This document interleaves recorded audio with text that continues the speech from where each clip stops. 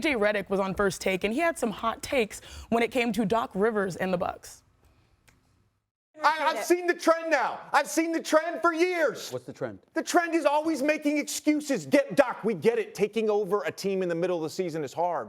It's hard. We get it. Just like getting traded in the middle of the season is hard for a player. We get it. But it's always an excuse. It's always throwing your team under the bus. They lose to Memphis. Oh, it's his players' fault. Memphis was playing G League guys and two-way guys. And then you look at his quotes over the weekend. Now he wants to take credit for the James Harden trade to the Clippers working out. He wants credit for that. There's never accountability with that guy. Well, there's never accountability. Austin, we appreciate you. Actually, am I I'm sorry, Austin. Here, yes, your shot is already there. Chop it or drop it. Well, I have to chop it. I mean, first off, I don't feel responsible to take up for my dad. He's a grown man. He could do his own thing. But in this regard, I just simply don't agree with it.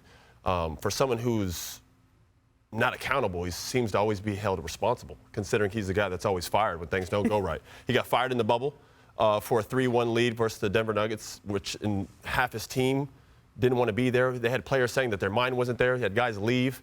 That happened. Then he gets fired for losing to a team that was favored over him, which was the Celtics last year. It seems like he's always responsible. It's just as strange coming from JJ. And I have love for JJ. You're my dookie. You know that. You're my bro. I love you.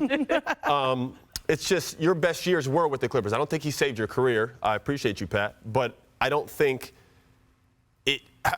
this just seems a little bit weird. They're 3-7. Dame has missed most of those games. Middleton's missed a lot of those games. They haven't even had their full team yet. We'll see what happens. The pressure is there. They do have to perform.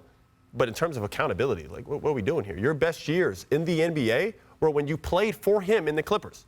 Let's not forget that.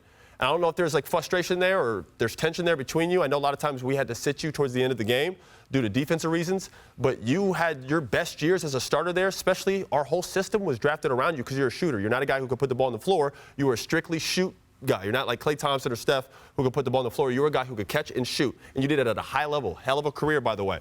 Big fan. But your best years were under him. It's just very ironic and kind of weird that you have this energy towards him in terms of him never, ever being accountable, considering he's always been responsible.